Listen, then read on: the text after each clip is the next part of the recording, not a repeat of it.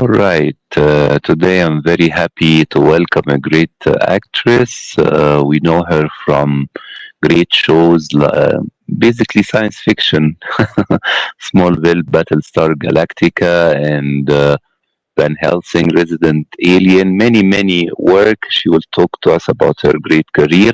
Let us welcome Heather Doerksen. Good morning, Heather. Hi, I know it's a tricky last name. It's like it's been the bane of my existence, but I never changed it. It's Doerksen, and but I accept whatever variation people want. Yes, I've seen that you are from Canada, but you have some Dutch roots. This is right? Yeah, it's German and Dutch, so it would have been there would have been an umlaut over the O, so Doerksen would have been the Dorksen. yeah, it would have been the Yes, pronunciation, but then it got changed when my ancestors moved to Canada. So yes. yeah. Very vast questions. When you started to work, were there any agent who told you to change your family name and choose something more American? Yeah, there actually was. I said yeah there. That was weird, but because the answer is no. Why do you think? No, nobody did say that. It was more my own personal journey Mhm, with. mhm, I definitely contemplated changing it many times, but in the mhm. end, I just kind of was like, well, people are going to mispronounce it, and it's part of who I am, and it's part of where I come from, and it's me. So I just kept it, and it's just stayed. Now Of I've course. established myself as Heather Dirksen, so now I'm not going to change it. It's just Heather Dirksen now. Yes, great. I was very happy to look here. You have a website besides the Internet Movie Database, and your information is quite accessible. But I want to know first your interest into performing and acting, and then studies. How it started with you? Oh, I guess, yeah. I think like many artists or actors, it starts when you're young. It's almost like innately that this is where you're called to, and whether you decide to follow the path or not, that's kind of where life takes you. I guess I had the opportunities to say yes or no along the way.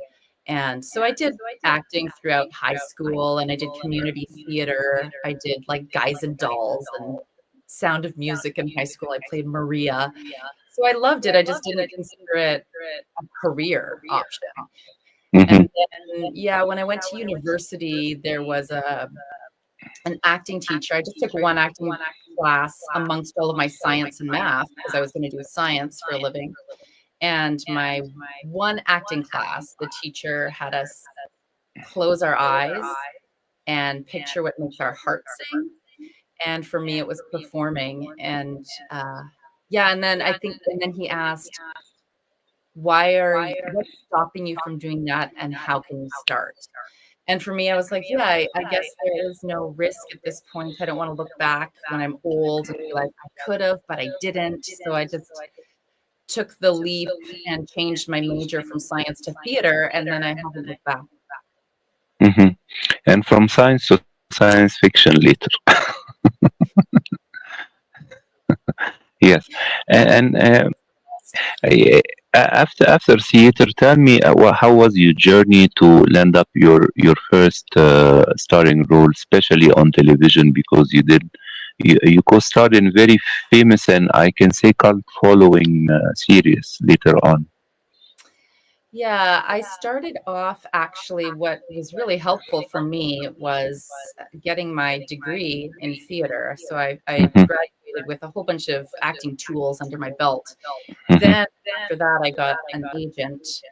And at that point, I did like one audition for a very notable casting director in the city.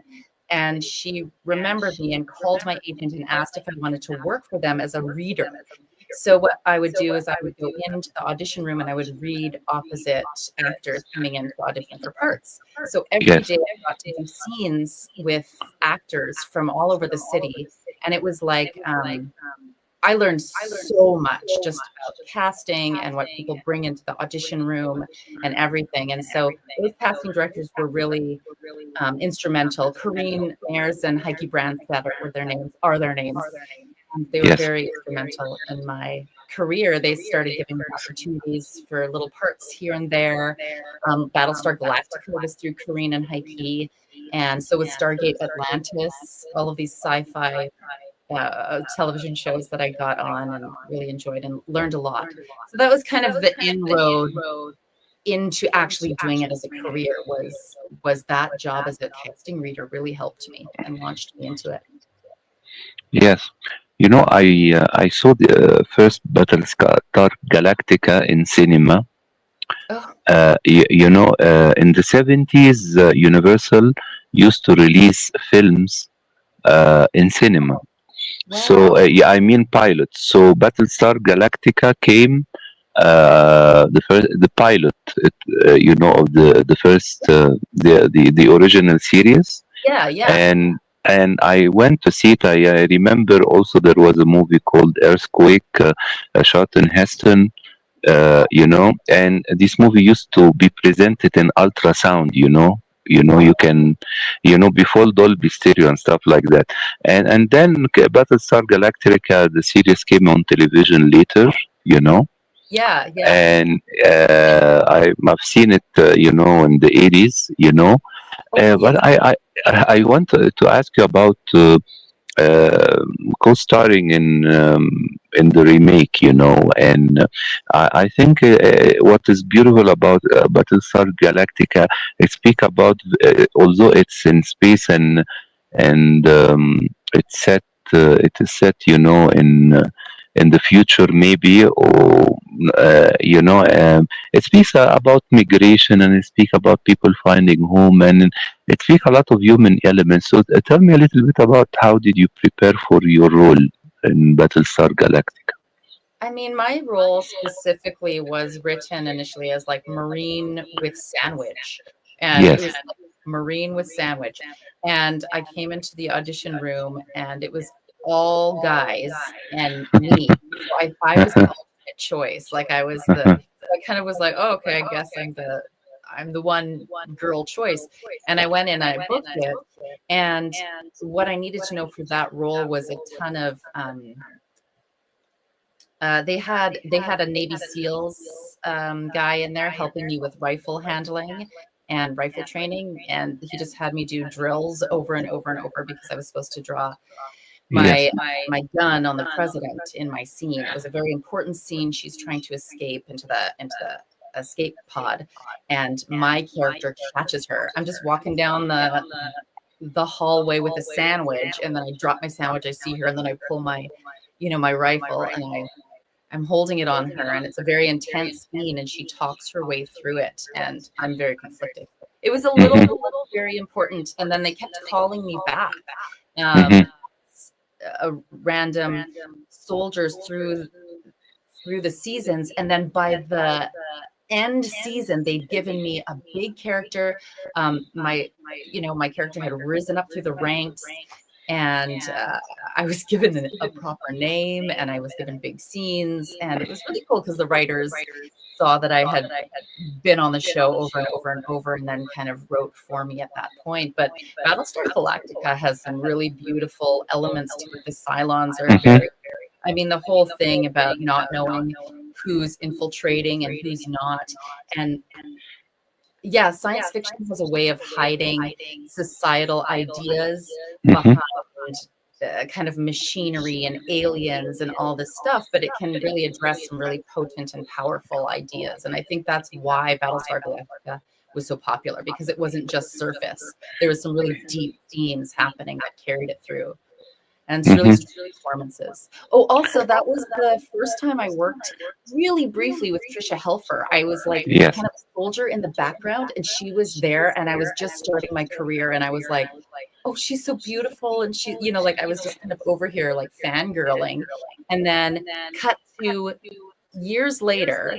Um, Me and Trisha are working together in Slovakia on Van Helsing, and I'm Hmm. the evil nun, and she ends up being Dracula, and like, oh, and we were working together, and I was just like, Trisha, I worked with you on Battlestar Galactica.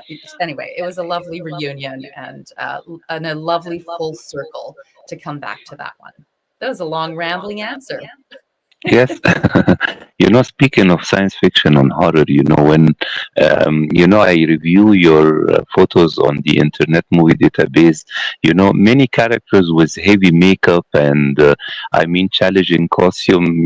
Do you find challenges to be under this kind of makeup while and costume while performing? I find it helps me. So I've never met a prosthetic that I hate, besides maybe the nun's wimple that I had to wear for Van Helsing. I hated that wimple that I had to wear, the habit. Oh, I didn't like it. It was felt really claustrophobic. But like prosthetics, I love because they help you get into character. The cheeks and the ears and the teeth and contact lenses. And at the end of the day, if you're wearing wigs or like corsets or anything, it feels amazing to take it like all off. But having it on helps you slip into the character. So I've always found that a amazing collaboration with the makeup artists and special effects. When I get to wear prosthetics, I'm actually very excited when I get to be a creature. That's my favorite. Yes. Speaking of being out of character, because you could start in some other roles, like in the L Word, it was a very successful HBO series.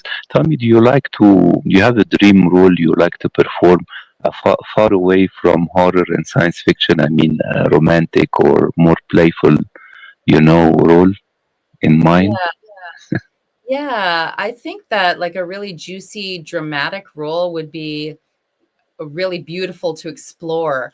I don't often get cast as in those roles because I think that I exude like a real I don't know, an openness to embrace the darkness and the ugliness of humankind. Like I really it was like when I worked with Guillermo del Toro in Pacific Rim, he has such a love for monsters, and I realized that yes, there's like a real love that you can have for the ugliness and the dark side. um Not a love, but like there's like an openness to it. You're not just like shutting it off and closing it off. So I think that's why I get cast in those either creature roles or kind of darker tones of genres. But a really nice, juicy, dramatic role would be so fun to chew into. I'm not opposed to any genre. I really like them all. I also love comedy and playing really lighthearted characters who actually smile and laugh. Yes, speaking of horror films, you co-starred in Cabin in the Woods, and I remember I was accidentally in New York covering Tribeca Festival, and it came in cinema, and I went to see it in a multiplex with some kind of people, and they were afraid. It was a midday, maybe the first show in the day. Yeah. And later on, of course, this movie developed as well a cult following until now. People speak about it. So tell me about your experience in it, and why do you think they didn't make any sequel so far? Because I think people loved it when it came until now. Still people analyzing it on YouTube and stuff like that. Yeah, I don't know if I can speak about the sequel stuff. That's like beyond my realm, right? That's like producer, that's like up in the echelons over here, and people are talking about it, and it happens or it doesn't. I mean, that's the thing that actors don't have control over at all. So I can't even stipulate why, or like think about what they would. Stipulate's the wrong word. Think about why they wouldn't do a sequel. It was very popular. It was super fun. When Yes, I yes. Yeah, so when I did it, um, they cast a whole bunch of Canadians. They were shooting it up in Canada, obviously. They cast a whole bunch of Canadians for this one huge office party scene where we're all hanging out together and we're watching the deaths happen on screen, and we're all making bets on them and stuff. So this is like the reverse, when we find out what's actually happening behind the scenes. But they cast a ton of us Canadians that were all like working a bunch in Vancouver. So we all knew each other, and we all had like, a little joke here and there in the office, the scene where the camera roves through everybody. And it was one of my favorite days on set. They called us Team Canada. And when they needed us, they'd just bellow out like, "We're ready for Team Canada." And we'd all tromp onto set and like get ready and get in places and stuff. And I remember they were in the middle of hockey playoffs, and we had a long break, and we went to like the cafe that was on the lot, and they were playing the playoffs. And so we like sat down in the middle of our break, all of us, and just like crowded into this cafe and watched the hockey game and hung out. And I don't know, it was just such a great day on set, and fun to be around all of Team Canada. Well, yes. Um, as well, you do a lot of voice roles, especially in games, right? Hmm. What can you tell me about it? Because maybe some people, know, they don't know you are doing also voice roles. Yeah, well, I mean, because my face is, when your people are on camera, you see all of them, but when it's their voice, people are less likely to make the connection between who that actor is. I mean, unless it's like a big Hollywood movie and they have like some celebrities doing the main voices of the cast. But voice kind of was a surprise to me. My agent that I'd signed with had said that they had a voice department and really wanted me to go into voice. My parents were both musicians, so I was like, "Oh, okay, like I've never thought of that." And then yeah, I just started getting a bunch of work in commercials and in animation, and it's so fun when you're doing an animated series. You stand around the room, around the mics with the whole cast, and you do an episode with everybody, and you get to hear what everybody does on the mic for their characters. And voice is so specific, and also there's so much range to explore because they give you usually 3 takes per line, so you do 3 totally different takes, and you can go crazy with one of them and just like see what comes out. I love voice very, very much. And Ninjago, Gigantosaurus was super fun. Dino Trucks was also really fun. That was a DreamWorks production. Um, yeah, working in cartoons is the best. It's the best. Yes, yes. Right now, did you shoot some work that we are expecting to see in the upcoming period? I just finished shooting Girl in the Cellar, which just aired. So that I think it aired last week on Lifetime. That was pretty fun to Yes. do because I was the detective in that one, so I played a good guy, which was fun. Uh-huh. And then I am shooting something coming up, but Mhm, I still can't quite talk about it as of mhm. yet. So, but it is going to be fun. I am going to be shooting it out in the middle of the woods, and it is Mhm. not sci-fi. There you go. That's all I can say. Okay, so it's you in the woods, not a cabin in the woods. Not Cabin in the Woods, the sequel. No, it is not that. Great, Heather. Okay, I want to thank you very much for this lovely live today, rounding up your career. I wish you all the best in your upcoming role. Okay, Thank you, Sharif. and next time I hope when the new secret film in the woods, you can come back and we can talk about it as well when it's about to be released. That would be great. Thanks so much for having me. Thank you. Enjoy the rest of the day. Thank you very much. You too. Okay, Take bye. care. Bye bye. Thank you.